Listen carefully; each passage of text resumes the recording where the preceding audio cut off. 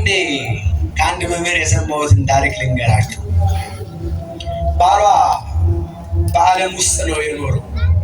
የሚያውቀው ጭፈራ፣ መብል፣ መጠጥ ብቻ ነው የሚያውቀው። መጨፈር፣ መብላት፣ መቃም፣ መደሰት ብቻ ነው የሚያውቀው። እግዚአብሔር ደግሞ ፈቃዱ ብዙ ነውና የሚመልስበት መንገድ ብዙ ነውና አንዲት ክርስቲያን ከሆነች ሴት ጋር ያስተዋውቀውና ይወዳል። ካላገባሁሽ ልና ያገባል። ከዛ ቤተ ክርስቲያንን አያውቅም። ከዚች ቅጥር ገብቶ አያውቅም። ከኔ ጋር ናችሁ? ልብ ብላችሁ ስሙ። ይኸው ማምላክ ምስክሬ ናት። እዚህ ውስጥ ካለን ሰዎች አሁን ከዚህ ገብታችሁ የማታውቁ እንደው እግዚአብሔር ልብ ይመረምራል ብዬ እጃችሁን ባስወጣ ብዙዎች ናችሁ። እችን አልፋችሁ አትማቱ። ግልጽ ነው አይደል? እችን አልፈን ማናውቅ ብዙ ሰዎች አለን። ብዙ የሰንበት ትምህርት ቤት አገልጋዮች፣ በብዙ መንገድ ውስጥ እዚህ ቦታ ላይ እኔ እኮ አዋቂ ነኝ የምንል ሰዎች ይህችን አልፈን የማናውቅ ብዙ ሰዎች አለን።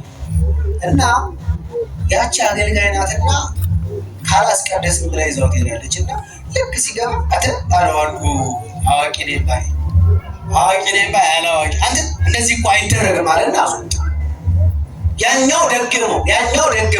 ምንድነው የሆነው? ስልኩ ጠራ። ቤተክርስቲያን ውስጥ እኮ ስልክ መጮህ የለበትም አሉና አደናብሮ አስወጡት። ድሮም አንቺን ተከትዬ ቤተክርስቲያን መግባት ሄድና ተበሳጭቶ የት ሄደ መሰላችሁ? ወዴት? እኔ ጋር ናችሁ? ከቤተክርስቲያን ወደ ሆቴል ገባ። ልክ ሆቴል ገባና በዛ ብስጭት አንድ ሚጥጣ አስመጣና ግጥም አድርጎ ጠጣና ቁጭ አድርጎ ጠርሙሱ ይህች ብሎ ጠረጴዛውን ሲመታ ጠረጴዛው ምቹ አልነበረምና ያቺ ብርጭቆ ክብልል ብላ አለች። ያን ጊዜ ድንግ ጣረ። ልክ ሲደነግጥ ኢሚዲየት በዛች ቅጽበት አስተናጋጅ መጣችና እንዴ ልጅ ለምን ትደነግጣለህ? ይሄ ብርጭቆ ከአንተ አይበልጥም አለችው።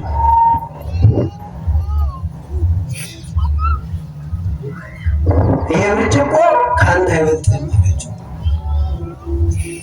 ልክ መደናበሩን መደንገጡን ሲያይ ኃላፊው መጣ። ኧረ በፍጹም እከፍላለሁ፣ በቃ የተፈጠረውን ነገር ምን እሸፍናለሁ ብላምን ሲል ግድ የለም ከአንተ አይበልጥም፣ አንተ እኮ ሁልጊዜ ምናችን ነው።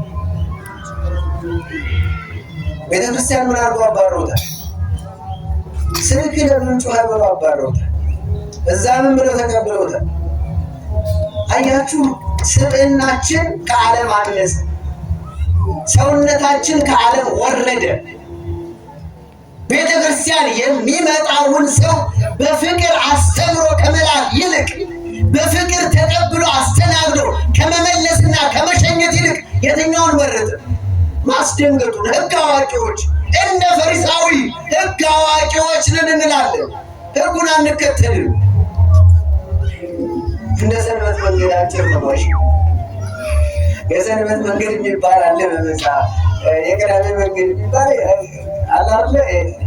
አይሁዳውያን ሲሄዱ መንገድ ይመርጣሉ። ልክ እንደዛ አሁን ግድ የላችሁ የሚያስተምረው በአንድም በሌላ መንገድ ማን ነው? ስለዚህ ምን ይቀድማል?